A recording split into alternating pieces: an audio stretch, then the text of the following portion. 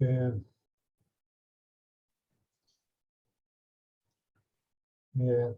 nós vamos continuar com o nosso estudo do Evangelho de Filipe, um evangelho que nos traz verdades profundas que nós temos uma certa dificuldade para captar, porque quanto mais profundas são as verdades, mais elas têm que ser passadas para nós por meio de analogias, porque o profundo é espiritual. O espiritual não tem forma. Consequentemente, como é possível dar uma ideia daquilo que não tem forma, que, não tendo forma, nós não podemos classificar? Então, os instrutores espirituais se veem forçados a utilizar analogias, servir-se de símbolos para dar uma ideia que nós entenderemos com o nosso conhecimento atual das coisas materiais, aquilo que está num nível superior que não pertence ao nosso mundo material de nomes e formas.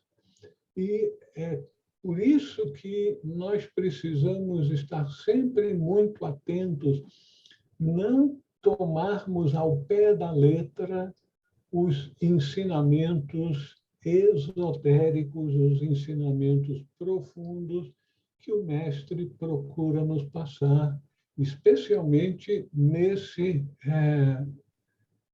evangelho. Então, vamos começar hoje com o nosso texto. Bem, eu proponho nós revisarmos o último versículo que nós estudamos na vez passada, o versículo 70, porque ele é muito importante para nós. O Senhor fez tudo no mistério: um batismo, uma crisma, uma eucaristia, uma redenção e uma câmara nupcial. A tradição cristã das igrejas manteve para nós esse versículo com certas adaptações. E essas adaptações foram feitas para nos orientar para o mundo material. Então, foram feitas algumas mudanças materializando aquilo que foi um ensinamento espiritual. Então, as igrejas mantêm os termos um batismo, uma crisma, uma eucaristia. E aí, os dois últimos, que teriam um ato muito profundo na espiritualização dos ensinamentos verdadeiros de Jesus, foram mudados. Em vez de uma redenção, é apresentado como um perdão dos pecados,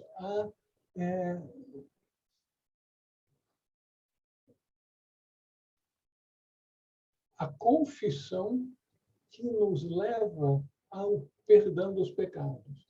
E, finalmente, em vez da câmara nupcial, apresenta uma cerimônia totalmente material, que é o casamento.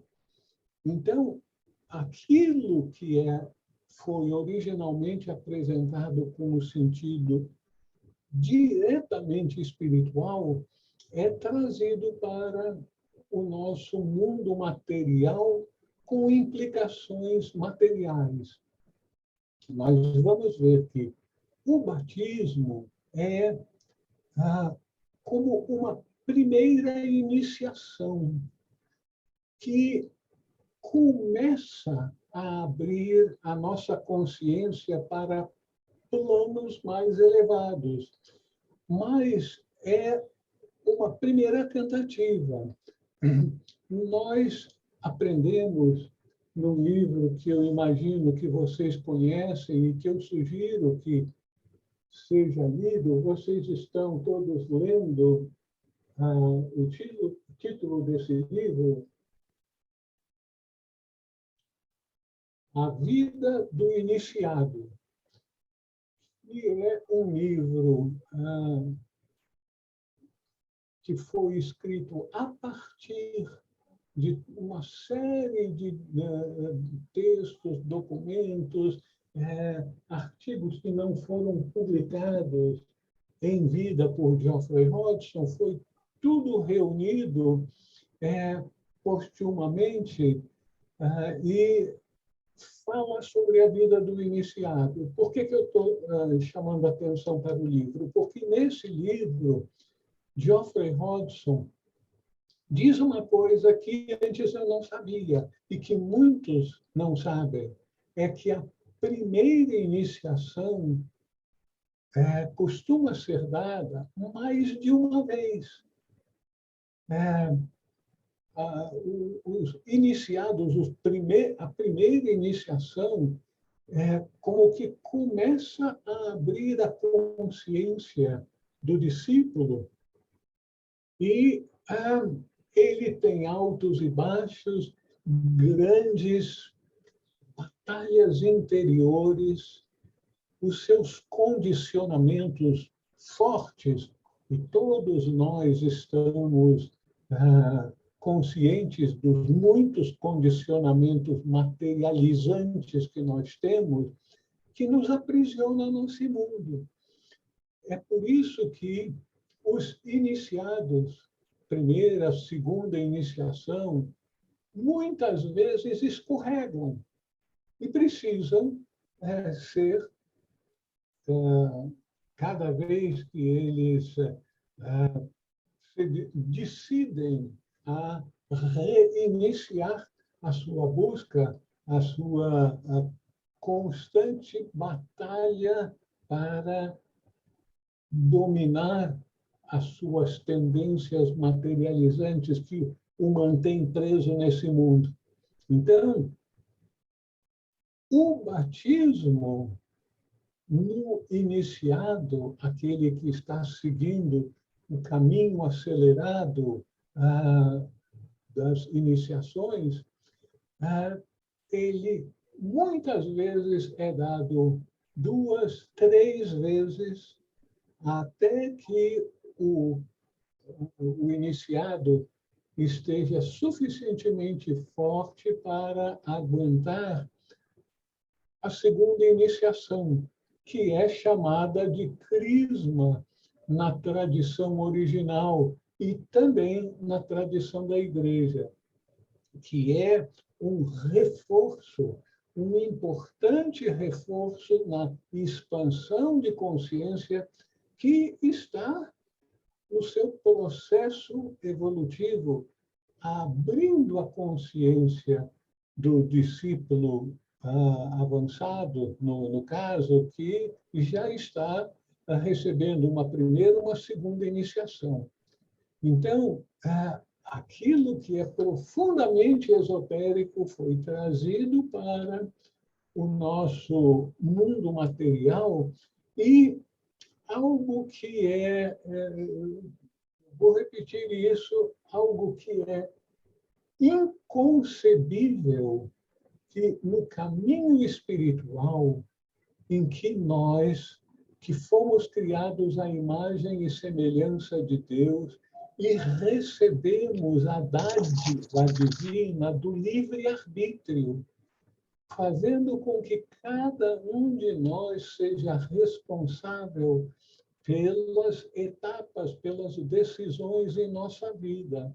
Então, uma decisão extremamente importante de decidir mergulhar na vida espiritual, optando por todos aqueles procedimentos que vão levar a uma constante expansão de consciência, uma reprogramação da nossa consciência, irmos tirando aquelas cadeias que nos prendiam ao passado, nos prendiam a conceitos errôneos a respeito da vida. Isso nós só podemos fazer em plena consciência. Nós sabemos que, nos primeiros tempos, para ser aceito como um discípulo de Jesus, os postulantes tinham que esperar 3, 5 anos, às vezes, em algumas comunidades, 7 anos, sendo monitorados para ver se estavam preparados para só então serem aceitos por meio de um batismo. No entanto, as igrejas tornaram o batismo algo compulsório para os membros da família. Isso ocorreu só no século XV e XVI, quando as igrejas protestantes começaram a tomar muitos dos antigos fiéis da igreja romana. Então, eles passaram a fazer o batismo dos infantes antes que as igrejas protestantes tivessem a oportunidade de batizar na sua igreja aqueles que eram de uma família da igreja romana. Então, o batismo de infantes não ocorria nos tempos de Jesus, nos primeiros séculos, até o século XVI, aproximadamente. Só então que o batismo de infantes começou a ser feito. E é inconsequente que algo tão importante como uma expansão de consciência seja forçada num bebê que não está pedindo e não sabe o que é aquilo. E a mesma coisa com a crisma, que é feita com crianças de 8 a 10 anos. Então, esses passos da expansão de consciência, que eram etapas equivalentes às 5 iniciações no cristianismo original, nos tempos de Jesus e de seus primeiros discípulos, aqueles que continuaram o seu trabalho, era diferente. Eram realmente iniciações. E a Eucaristia também era um processo em que uma iniciação mais avançada era propiciada, fazendo com que o Cristo, na consciência do postulante, começasse a atuar na sua vida diária, nas suas decisões. Então, o Cristo interior, naqueles que recebiam esse sacramento da Eucaristia, que é apresentada nos evangelhos como a última ceia, é algo extremamente profundo, em que há uma comunhão verdadeira da consciência de Cristo interno com a nossa consciência de vigília. Então, o ser humano passa cada vez mais a expressar no seu dia a dia a sua consciência divina, a sua consciência de Cristo. Não é algo pleno, mas é algo que começa a ser feito e cada vez mais. A redenção era já uma iniciação mais avançada em que o iniciado era quase que plenamente liberto das cadeias que prendiam e o prendem no mundo material. Seria equivalente a tornar-se um arhat, aquele que só terá mais uma encarnação antes de alcançar a total libertação do sofrimento.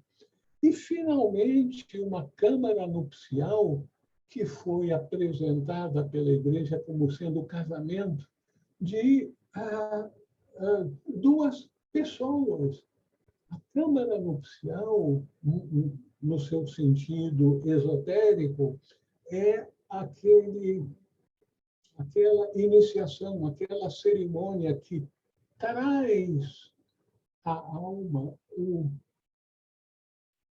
ser interior para atuar em consciência, na consciência do ser humano encarnado, a sua alma no nível de Cristo interior passa a se unir. Então, é uma expansão de consciência que torna o indivíduo um mestre de sabedoria, alguém que se libertou totalmente, totalmente é importante aqui, totalmente da prisão deste mundo. Ele não pode mais errar, não pode mais voltar atrás. É dito que até a terceira iniciação é possível e ocorrem deslizes de iniciados que, em virtude de não terem aprendido aquele ensinamento, que é um dos primeiros ensinamentos em Luz do Caminho, mate a ambição. Então, as pessoas que começam a expandir a sua consciência tornam-se extremamente inteligentes, capazes de entender muito rapidamente as coisas do mundo, se veem, com razão, acima das massas e podem ser tentados a achar que eles devem assumir o comando do mundo, esquecendo que na vida espiritual nada pode ser forçado. Ninguém pode converter o outro, ninguém pode forçar o outro a acreditar nisso ou naquilo. O que é possível fazer, os grandes instrutores e os facilitadores desses grandes instrutores apresentam as alternativas disponíveis para os postulantes, aqueles que estão buscando a expansão de consciência no caminho acelerado, os ensinamentos, aquilo que eles devem optar para poder entrar no caminho acelerado, mas nada pode ser forçado. Então, é nesse sentido que, especialmente na redenção, a redenção significa estamos sendo libertos das cadeias que nos prendem a esse mundo e não estamos sendo perdoados dos nossos pecados. Essa questão de perdão dos pecados, você confessa e os seus pecados lhes são perdoados. Isso aí é uma abominação esotérica. Porque a grande lei é a lei de causa e efeito. Se você cometeu erros crassos, de grande impacto, que nós chamamos de pecados, esses erros vão causar sofrimento a outras pessoas e, pela inexorável lei de causa e efeito, nós teremos que experimentar os efeitos das causas que nós geramos. Então, o perdão dos pecados numa cerimônia de confissão vai contra aquela lei sólida da justiça divina, que tudo que nós damos para a vida humana, para a humanidade, para a família humana, nós vamos experimentar os seus efeitos. É por isso que nós somos ensinados pelos grandes instrutores a sermos amorosos, a levar o bem a todos, fazer o bem sem perguntar a quem. E, finalmente, a Câmara Nupcial. A Câmara Nupcial é uma cerimônia, dizem, em que a nossa consciência é inteiramente expandida para abarcar não só o Cristo interior, mas aquilo que chamam de o Atma em nós. Então, esse fogo interior passa a tomar conta da nossa consciência também, nos dando determinação. A luz, o entendimento é dado na quarta iniciação. Na quinta iniciação é a determinação e a sabedoria, em que saberemos sempre, em cada situação, aquilo que é melhor para o bem de todos.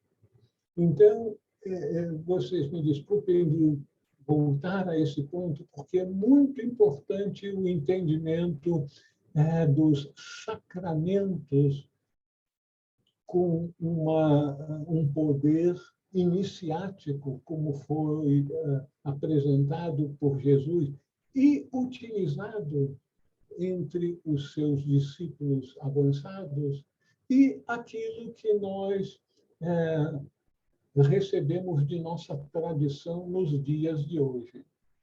Vocês gostariam de fazer algum comentário, alguma pergunta?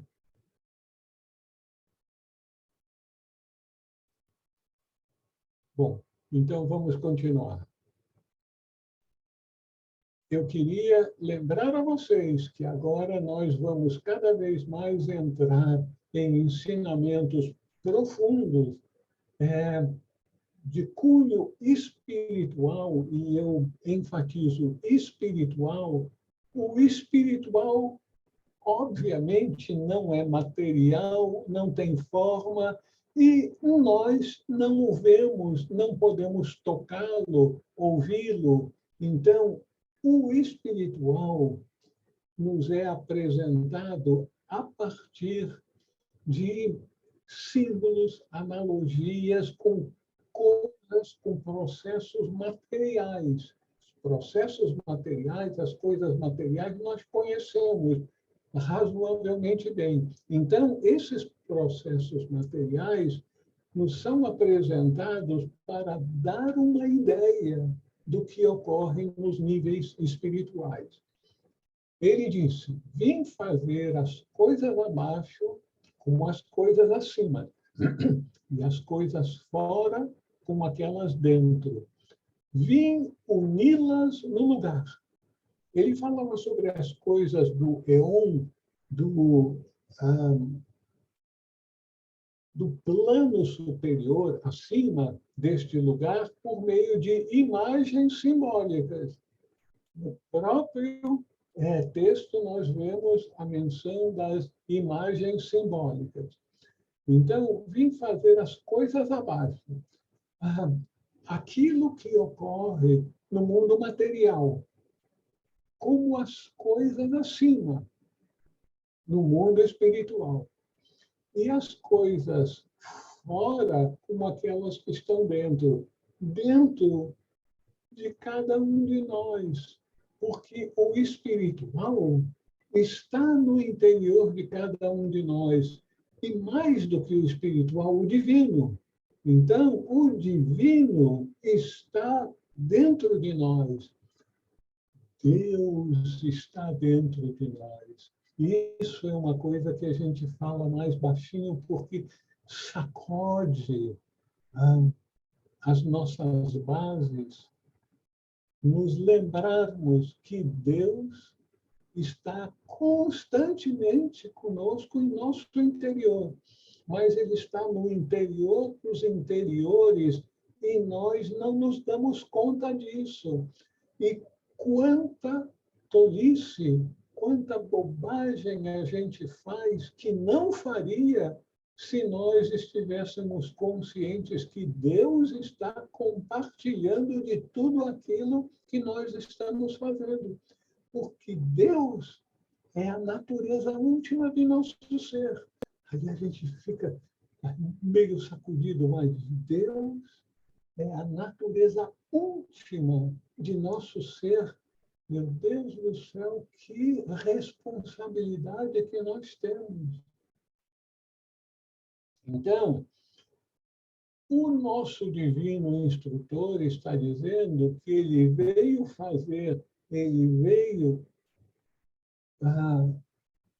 permitir que nós nos tornássemos conscientes desse processo em que é possível fazer as coisas abaixo como as coisas dos planos superiores. Aquelas que estão fora como aquelas que estão dentro. E aí, um termo extremamente importante na vida espiritual, uni-las, união. União é o objetivo último da vida espiritual.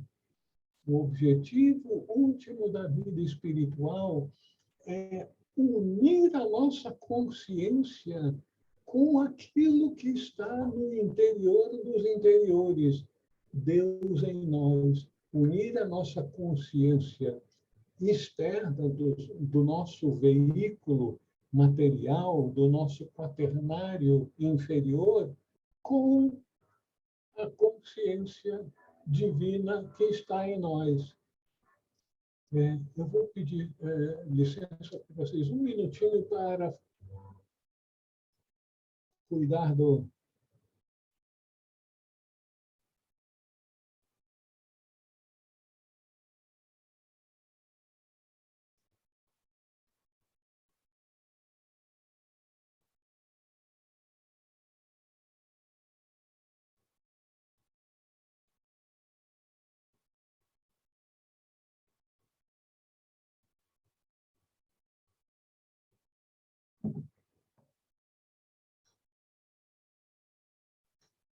O aparelho estava muito alto, eu já estava pronto para gritar aqui, mas agora eu não vou mais gritar, não, eu só vou falar alto.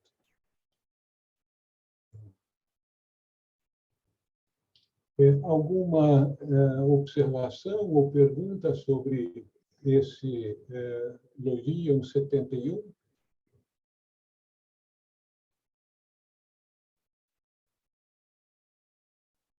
Então, vamos continuar. Aqueles que dizem que existe um homem celestial e existe outro acima dele estão enganados, porque é o primeiro desses dois homens celestiais que se manifesta. Ele é chamado aquele que está abaixo. E aquele a quem pertence o oculto deve ser o que está acima dele. Portanto, seria melhor dizerem o interior e o exterior, e o que está fora do exterior. Então, 3 níveis aqui. o interior, o exterior e o que está ainda fora do exterior. Por isso o Senhor chamou a destruição de a escuridão exterior. Não existe nada além dela. Ele disse, meu Pai que está em segredo, e ele disse, entra em teu aposento, fecha a porta e ora a teu Pai que está em segredo. Aquele que está no interior de tudo. Mas o que está no interior de tudo é plenitude. Mais interior do que ela, não existe nada. É sobre isso que dizem o que está acima deles. Eu acho que talvez aquilo que é mais operacional para nós foi aquele ensinamento de Jesus a respeito da verdadeira oração. Entre em teu aposento, feche a porta e ora a teu Pai que está em segredo. As construções no tempo de Jesus eram casas relativamente simples, geralmente um único cômodo em que as pessoas cozinhavam, comiam e dormiam. Então, dizer para todos os seus seguidores, entre em teu aposento e fecha a porta, pareceria estranho aquelas pessoas que moravam em casas de um cômodo só. Consequentemente, Jesus não iria dizer uma tolice. Ele sempre está usando termos deste nosso mundo material para nos passar um conhecimento do mundo interior, do mundo espiritual. Então, o que ele está querendo dizer com entrar em teu aposento e fechar a porta? Entrar em tua consciência interior. Ele está falando da meditação. Entre em teu aposento, fecha a porta, desligue-se do mundo exterior. De forma alegórica, coloque uma porta, feche a porta para que os pensamentos, os desejos da nossa vida cotidiana não interfiram com a sua oração profunda, meditação que você está procurando fazer. E ora a teu Pai que está em segredo. O Pai que está em segredo é o nível espiritual de consciência mais elevado da nossa tríade superior. Então, a mente superior, o Cristo em nós e o Pai Celestial, esses três níveis de consciência superior que nós temos, ele diz, ora a teu Pai que está em segredo, que está no nível de consciência mais elevado, tão elevado que é referido como estando em segredo. Orar em silêncio, ou seja, abrir-se ao Pai Celestial, a Deus em nosso interior, para que Ele nos permita entrar em sintonia com sua consciência. Então, esse é um ensinamento extremamente importante, capaz de, ao ser seguido, de transformar a nossa consciência, nos tornando cada vez mais próximo em consciência e, consequentemente, expressando essa consciência superior em nossa vida cotidiana. E o que está no interior de tudo é a plenitude. A plenitude. Os cristãos nos primeiros tempos, tinha um termo grego que eles usavam muito, pleroma. Pleroma era plenitude. Essa plenitude é a totalidade, é o todo. Então, entrar em consciência com a plenitude. Não há algo que exista além dessa plenitude. E é isso que nós buscamos, a consciência do reino dos céus. Então, quando nós conseguimos entrar em sintonia com esse nível de consciência do reino dos céus, da plenitude, nós alcançamos o ápice da expansão de consciência usual. E agora eu tenho que morder a língua, porque é dito nas tradições esotéricas que a expansão de consciência não tem limite. O Deus do céu não tem limite. Significa que está sempre expandindo. A expansão de consciência é o caminho de retorno da manifestação. A manifestação se dá ao longo de um período muito longo, que é chamada de involução. O espiritual vai se materializando cada vez mais, e também em consciência. E depois chega a um ponto da maior materialização, aí começa uma etapa de expansão de consciência, que vai expandindo, e se tornando cada vez mais sutil, cada vez mais espiritualizada. Por isso que até mesmo aqueles que alcançam a quinta iniciação e se tornam mestres de compaixão e sabedoria, é dito, existem iniciações superiores a uma sexta iniciação que torna o mestre um Chohan, um senhor de um raio, de uma atividade da direção espiritual do nosso planeta. E depois existe uma sétima iniciação. É dito que existem 3 grandes dirigentes da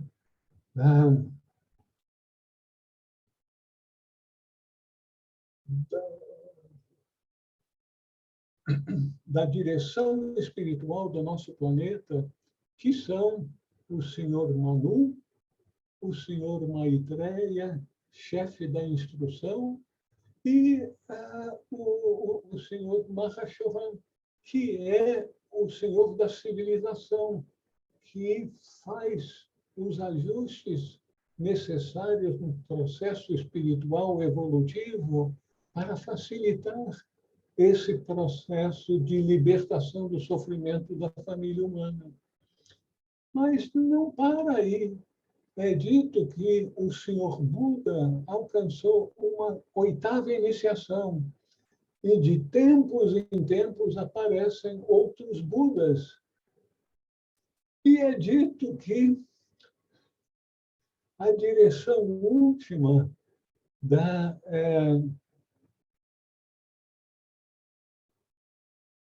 orientação espiritual do nosso planeta está a cargo daqueles senhores de Vênus.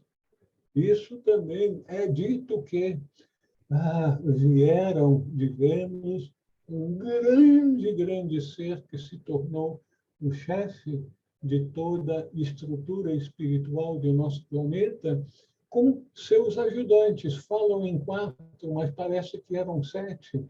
Então, eles teriam uma 9ª iniciação e o chefe de toda a hierarquia espiritual do nosso planeta teria uma 10ª iniciação.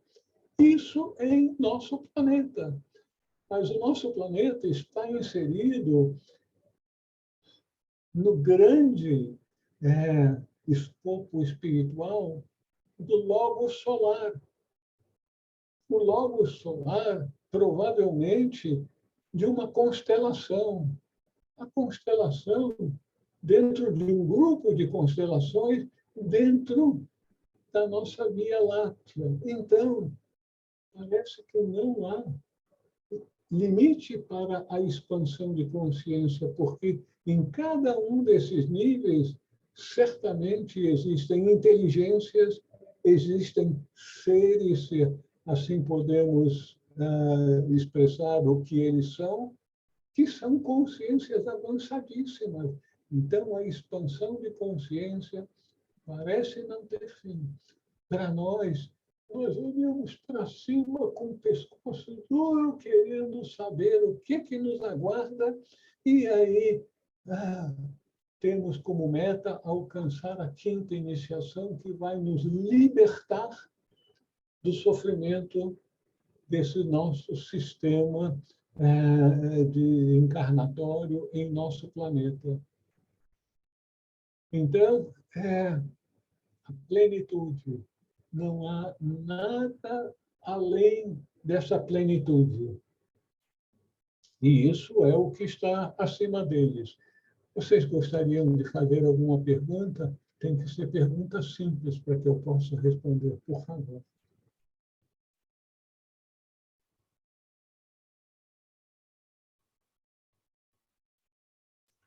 Então, continuamos? Antes de Cristo, muitos haviam saído e não conseguiam mais entrar no lugar de onde haviam saído. E foram para o lugar de onde não conseguiam mais sair. Então veio Cristo. Ele retirou aqueles que entraram e pôs para dentro os que saíram. Aí a gente começa a ficar com uma dorzinha de cabeça para tentar entender isso.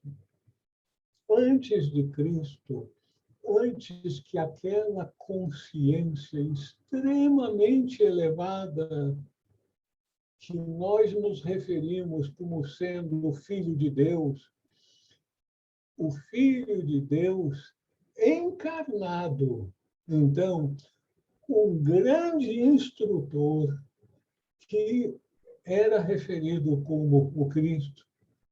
Antes de Cristo, muitos haviam saído. Saído da onde? Do pleroma, do reino de Deus.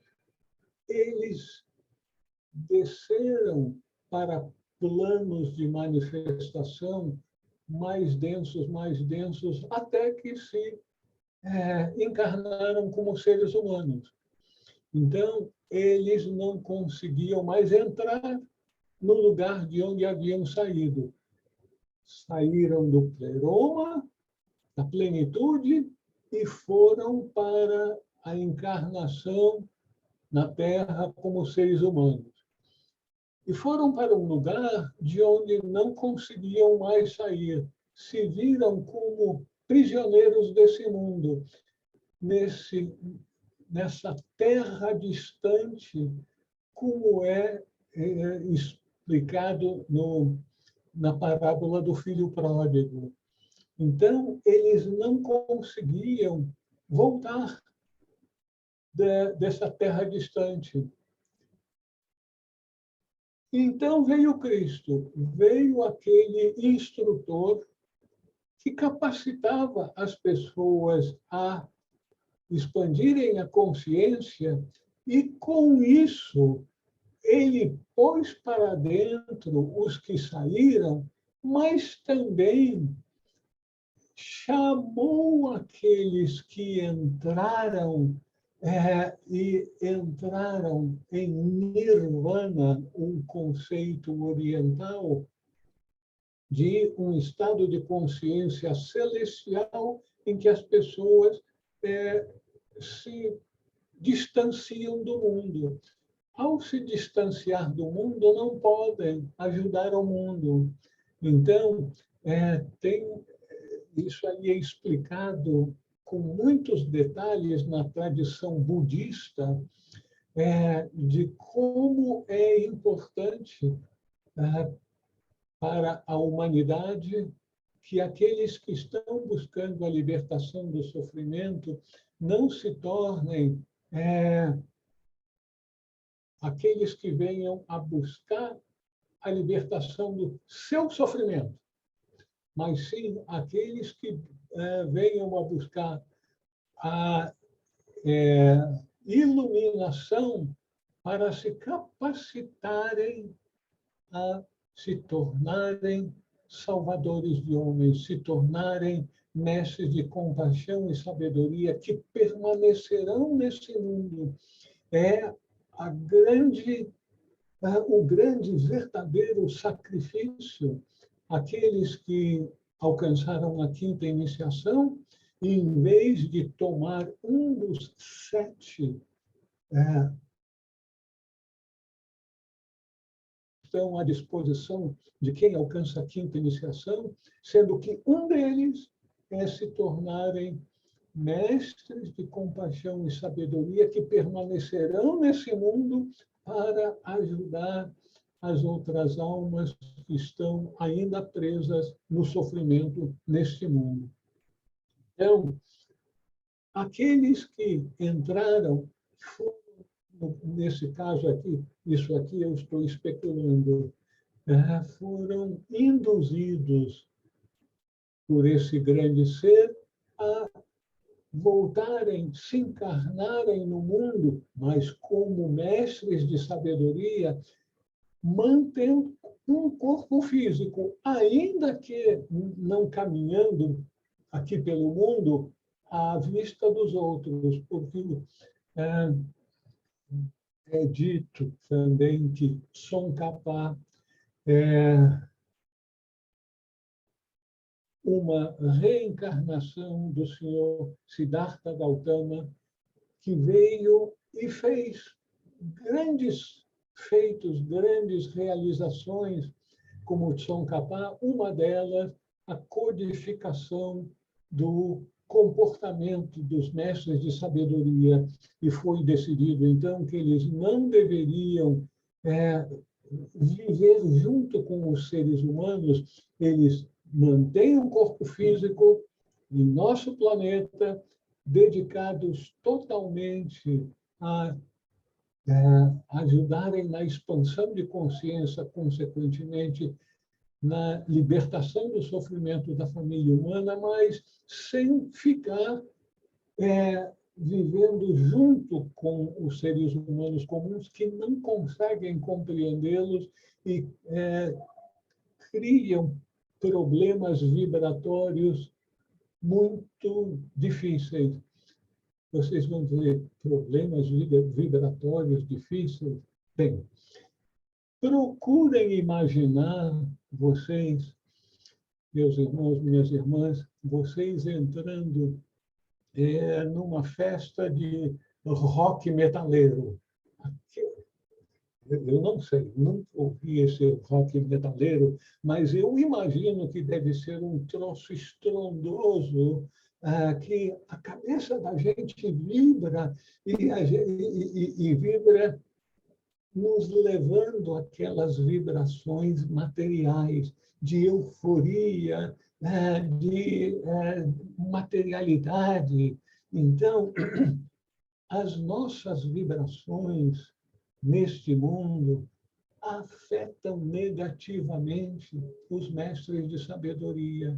Para eles se aproximarem do nosso mundo é um grande sacrifício, e eles só fazem em situações muito específicas que necessitam da presença física deles.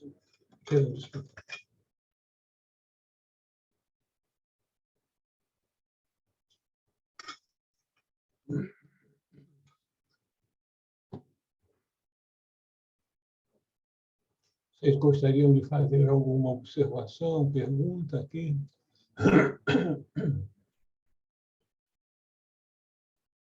Continuamos, então. Quando Eva ainda estava em Adão, a morte não existia. Quando ela se separou dele, a morte passou a existir. Se ela entrar outra vez e ele a receber em si, a morte deixará de existir. A gente coça a cabeça, meu Deus do céu, que negócio é esse? Mas não vamos nos deixar ficar confusos, tropeçarmos, tomando essas palavras pela Eva e Adão históricos, ou supostamente históricos, como são descritos na Bíblia. A Eva aqui representa o aspecto feminino que é a alma. Quando a Eva estava em Adão, a morte não existia. Quando a alma estava na consciência de Adão, Adão, consciente de que era unido com a alma, que era a alma, a morte do corpo físico não existia, porque não se identificava com a morte. Quando ela se separou dele, a morte passou a existir. Se separou. A consciência de Adão como sendo um ser espiritual deixou de existir. E aí ele passou a tomar o seu veículo, o seu corpo, como sendo ele. Então, essa identificação com o corpo faz com que as pessoas venham a temer a morte, porque acreditam que são o corpo. E o corpo de todos os seres humanos, mais cedo ou mais tarde, vai morrer. Inclusive, os mestres de sabedoria têm corpos que parecem bem longevos, de algumas centenas de anos, mas chega num determinado momento em que é preciso substituir o corpo. E aí o mestre vai deixar com que o seu corpo seja descartado e ele atua por algum tempo até que possa assumir um novo corpo. E aí eu vou botar um parêntesezinho.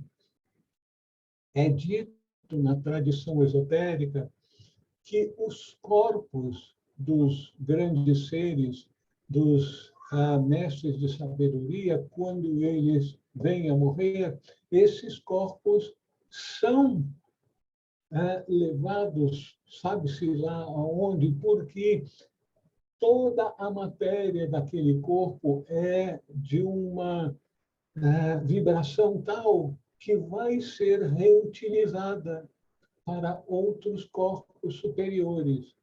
O que isso significa, eu não tenho a menor ideia. Eu só estou passando para você essa grãozinho de curiosidade esotérica, que existe muita coisa no mundo esotérico que nós ainda teremos que aprender.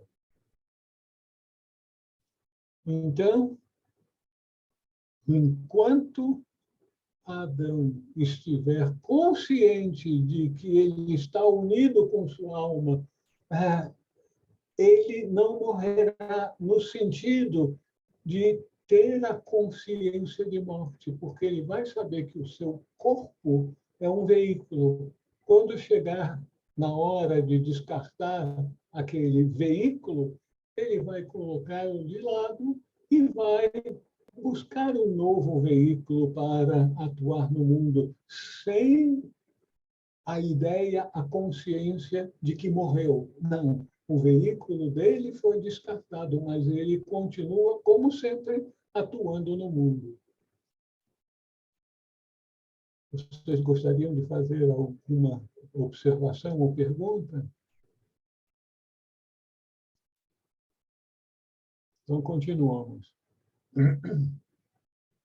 Deus meu, por que me abandonaste? Está na Bíblia. Foi na cruz que ele disse essas palavras. Ele dividiu o lugar abaixo do lugar acima, tendo sido gerado em espírito por Deus. O Senhor ergueu-se dentre os mortos. Ele tornou-se outra vez como tinha sido, mas seu corpo tinha sido tornado perfeito. Ele estava encarnado, mas sua carne não era o verdadeiro corpo. No entanto, nossa carne não é verdadeira, mas somente uma imagem da verdadeira. Isso aqui dá uma dorzinha de cabeça para a gente seguir o que nos está sendo apresentado. O nosso instrutor começa com aquelas palavras que foram colocadas na Bíblia,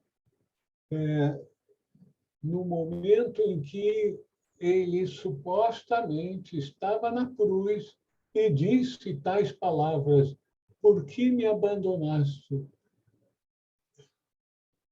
Essas palavras, nós podemos ter certeza que não foram as palavras de Jesus, porque Jesus estava inteiramente consciente de que ele não era aquele corpo, ele estava usando aquele corpo.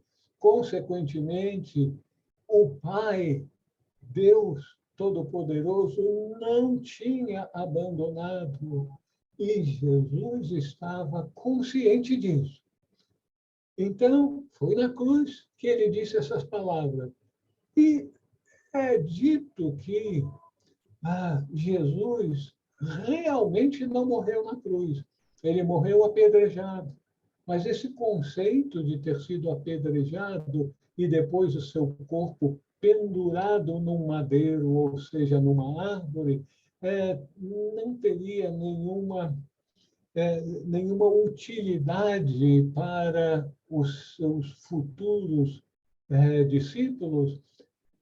A narrativa bíblica foi mudada para apresentá-lo como sendo crucificado, porque tem vários conceitos esotéricos que podem ser usados na crucificação. Mas então, ele dividiu o lugar abaixo do lugar acima, tendo sido gerado em espírito por Deus. E aí, o Senhor ergueu-se dentre os mortos.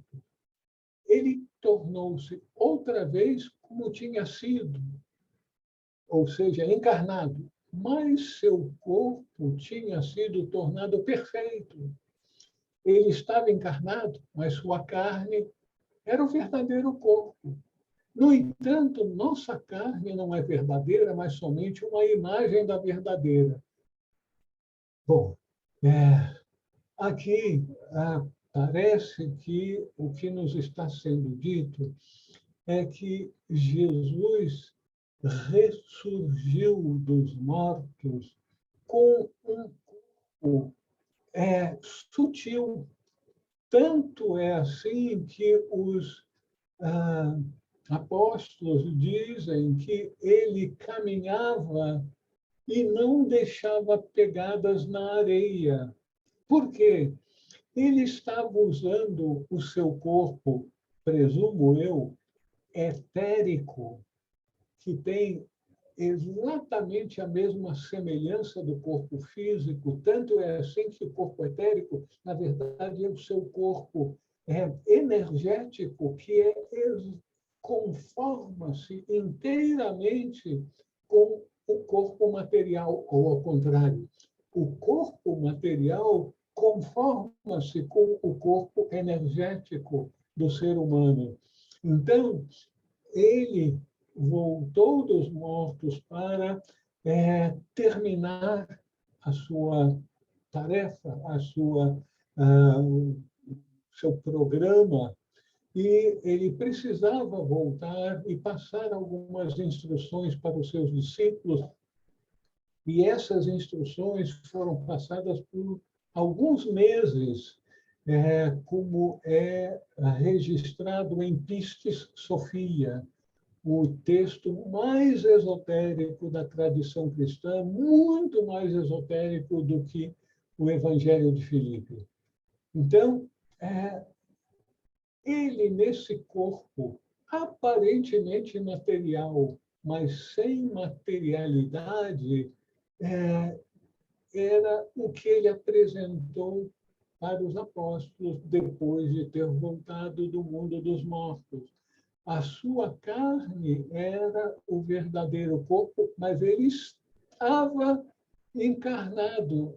Mas a nossa carne não é verdadeira. Não é aquilo que nós apresentamos no mundo, é o corpo material, sólido, físico e gasoso, mas o corpo etérico não é visto pelas pessoas, a não ser por aqueles poucos videntes que já desenvolveram a visão espiritual. Existem um número razoável de pessoas que receberam a primeira e a segunda encarnação, que estão no mundo. Nós não os distinguimos das outras pessoas, mas se estudarmos esse livrinho aqui, A Vida do Iniciado, nós vamos ter noção de que eles atuam em nosso mundo, eles são os instrumentos dos grandes instrutores no mundo, fazendo um trabalho que é extremamente importante. E alguns deles são até mesmo videntes, podem atuar no mundo como facilitadores para receberem instruções dos mestres. Geoffrey Hodgson, tanto nesse livro, A Vida do Iniciado, como no outro livro, Luz do Santuário, o Diário Oculto de Geoffrey Hodgson, tem muitas instruções que são apresentadas não só por Geoffrey Hodgson, mas por outros que são videntes, capazes de trazer para os seres humanos comuns, vamos dizer assim, não iniciados, instruções dos mestres de sabedoria. Vocês gostariam de fazer alguma observação ou pergunta?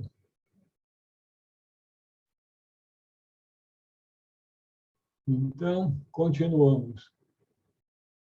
A câmara nupcial não é para os animais, nem para os escravos, nem para as pessoas impuras, mas é para os seres livres e imaculados. A câmara nupcial, portanto, essa cerimônia extremamente esotérica, poderosa, que torna o ser humano um mestre de sabedoria, essa cerimônia não é para pessoas animalizadas, nem para os escravos de suas paixões, nem mesmo para as pessoas impuras, só para aqueles que conseguiram controlar inteiramente o seu quaternário inferior.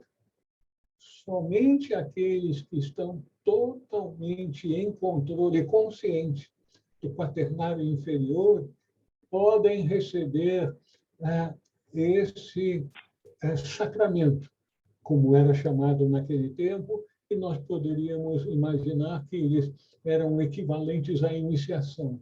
Essa iniciação mais elevada, só era concedida... Tá cochilando. Por favor, aquela pessoa que está com o microfone aberto, desligue. Obrigado.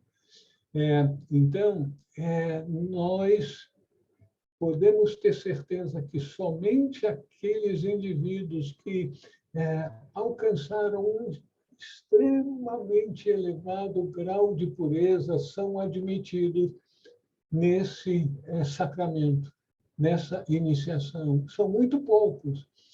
as iniciações, primeira, segunda, terceira, são concedidas para centenas, talvez milhares de pessoas no mundo todo, alguns milhares de pessoas.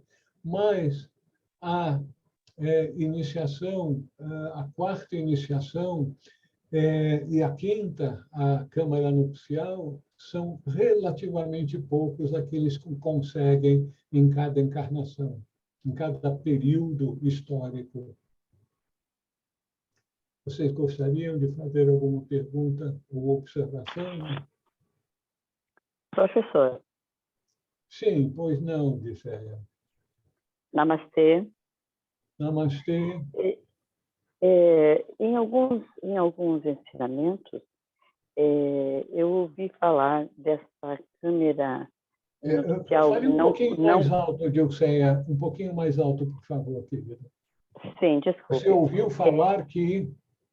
E essa câmera nupcial, nunca tinha ouvido com essa nomenclatura exatamente, mas que estaria, não sei se cabe aqui essa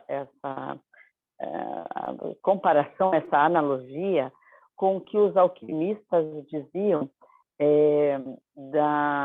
do casamento alquímico entre, digamos assim, um espírito elevado como divino. Seria por esse caminho, professor, que se fala dessa câmara nupcial? Porque dentro dos termos, novamente, né, o nosso pecado, o meu pecado de estar sendo sempre tendo uma analogia com o ensinamento da Igreja Católica Romana, né, que faz com que a gente tenha sempre essa visão de câmara nupcial com casamento, né? Mas desvinculando isso do sacramento do casamento da Igreja Católica e relacionando essa câmara nupcial ao casamento alquímico que era ensinado nas tradições ocultas, é que eu acho que isso fica mais, de alguma forma, inteligível. Eu não sei se eu estou com o meu pensamento correto, professor. Dilceia, muito bem. Veja só. O espiritual é totalmente desconhecido por nós. O pouco que nós sabemos é devido ao que nos foi passado por aquelas poucas pessoas que receberam esses ensinamentos em virtude de terem os méritos para isso. Então, como é espiritual, nos é passado por analogias. Analogias é algo que nem todas as pessoas entendem, porque quanto mais elevado é o ensinamento, mais sutil tornam-se essas analogias. O casamento, como nós conhecemos no nosso mundo, é a união de duas polaridades, a polaridade masculina, a polaridade feminina, que se unem. E essas duas polaridades se unem fisicamente, pode ser emocionalmente e até intelectualmente, mas é uma união material do nosso mundo, do nosso quaternário inferior. Mas essa união e o casamento é uma dádiva para aqueles que estão no casamento, porque propiciam oportunidades de muitos aprendizados. Mas, voltando aqui, então, a imagem do casamento é polaridades que se unem. Agora, a polaridade que é importante no sentido espiritual é a polaridade de espírito com a matéria. Essa é a polaridade importante. E é por isso que, quando se diz que isso ocorre com pessoas elevadas, não se referem a duas pessoas, mas se referem às polaridades em cada ser humano. A polaridade espiritual e a polaridade material. Nós imaginamos as polaridades masculino-feminino, mas o que é importante é o espiritual. E a polaridade feminina é a alma. A polaridade masculina, no caso, viria a ser o espírito. E aí você, meu Deus do céu, agora eu estou confuso. Qual é a diferença entre espírito e alma? A alma é a nossa unidade de consciência, enquanto que o espírito é a, a fonte de tudo o que existe. Aí, em outras palavras, é Deus Pai, que une-se com a nossa unidade de consciência, que pode ser bem elevada, pode ser a alma, que já está num estágio bastante elevado, e aí é unida em consciência pelo Espírito Divino, pelo Espírito Superior, pela fonte de tudo que existe, e aí aquela expansão de consciência que nos permite uma transformação tal em nossa compaixão para com todos os seres e a nossa sabedoria em tudo aquilo que tem a ver com a vida, não só a vida humana, mas a vida em todos os níveis de sua manifestação. Namastê. Raul, Dorival. Não, Dorival. Enquanto você estava falando, me veio assim à cabeça referente a Paulo, a hora que ele fala, já não sei mais se sou eu ou é o Cristo que vive em mim. Quando ele se sente uno, eu vejo uma cerimônia nupcial. Houve a junção, né? Eu agora sei que algo maior está dentro de mim e vive dentro de mim. Então, não existe mais erro, não existe mais falta, né? Veja só. Jesus andou no mundo material supostamente por 30 ou por 33 anos. E nesse mundo material, ele participou de várias situações da vida social, inclusive de um casamento em Canaã.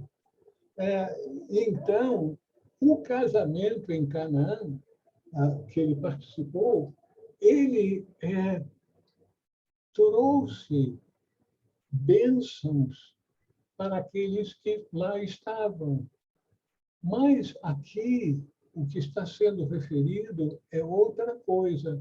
É um casamento fora do corpo. É um casamento de níveis de consciência. A consciência suprema, o Deus Pai em nós.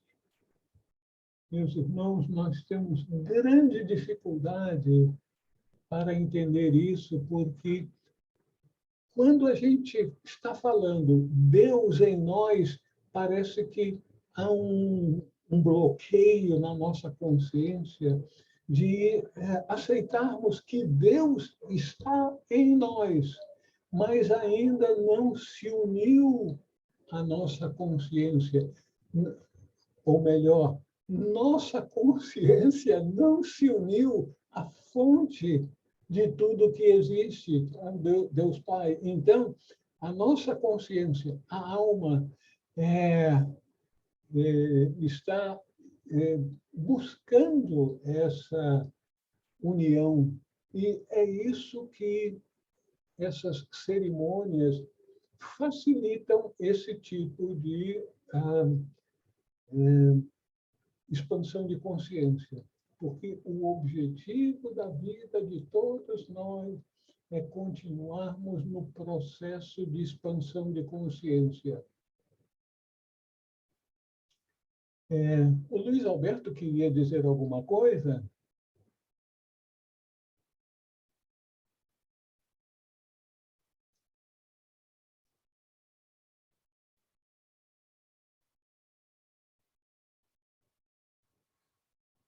O nosso horário está chegando.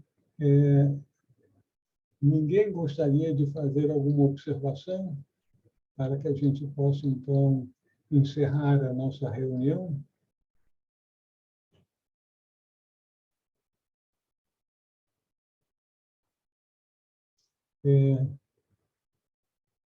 Minhas irmãs, meus irmãos, eu aproveito o ensejo para convidá-los a buscar em suas meditações, tentar se aproximar ao entrar em seu aposento, fechar a porta e orar ao Pai em segredo, nas suas meditações, conseguirem aceitar, sentir que Deus está em nós. Eu estou enfatizando isso porque eu tive por muito tempo, e talvez ainda tenha em algum grau, a dificuldade de aceitar que Deus está em mim. Eu faço tanta tolice. Como é que é possível que Deus estando em mim, eu faça tanta tolice, diga tanta bobagem? E mais do que isso, Deus me aceita, apesar de todas essas tolices, essas bobagens. Como é que Deus pode estar num veículo tão imperfeito como eu? Eu imagino que muitas pessoas têm essa dificuldade. E superar essa dificuldade, aceitar que todos nós somos filhos de Deus e que Deus, a fonte última de tudo que existe, é a essência última do nosso ser. Então, é esse desafio que a nossa consciência tem da aceitação da realidade, que nós somos um ser espiritual passando por uma experiência material. Não é o contrário, não. Dizer que eu sou um ser material passando, buscando uma experiência espiritual. Não. A gente está aqui num processo de expansão de consciência, em que a gente vai cada vez mais se aproximando da fonte última, que é o divino que está no interior dos interiores em cada um de nós. E essa expansão de consciência inevitavelmente vai ocorrer. E nós teremos essa experiência. Pode ser que não em seus graus máximos, e a gente não sabe o que é um grau máximo. Falamos de quinta iniciação, o mestre de sabedoria. Nós dissemos que existe uma sexta, sétima, oitava, nona, décima em nosso planeta. Então, qual é a expansão máxima? A gente não sabe. Mas vamos nos ocupar, não preocupar, vamos nos ocupar com o próximo passo. O próximo passo é deixarmos para trás aqueles condicionamentos negativos que nós temos, da não aceitação da realidade, pelo menos como uma tese a ser comprovada mais cedo ou mais tarde pela nossa experiência interior. Somos todos um, somos todos divinos, somos todos expressões divinas buscando a oportunidade de manifestar o divino em nós. Vamos encerrar, se vocês quiserem, repetindo aquele mantra que eu acho que é extremamente útil para todos nós. Que brilhe a luz, que reine a paz, que o amor envolva todos os seres, trazendo harmonia e a verdadeira alegria para nossas vidas. Agora todos juntos. Que brilhe a luz.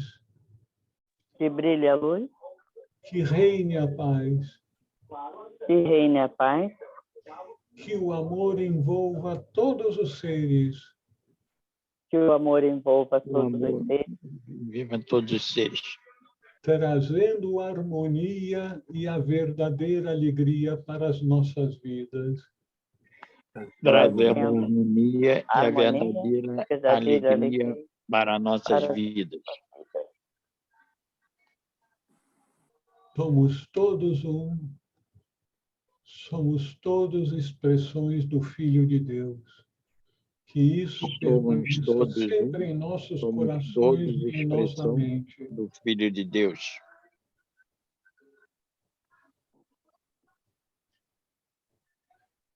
Boa noite. Boa noite. Irmãos, minhas irmãs. Boa noite a todos. Obrigada.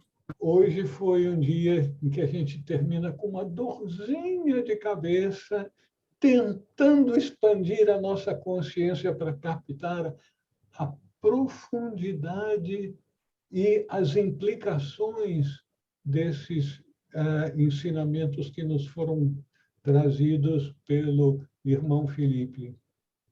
Boa noite, até a semana que vem.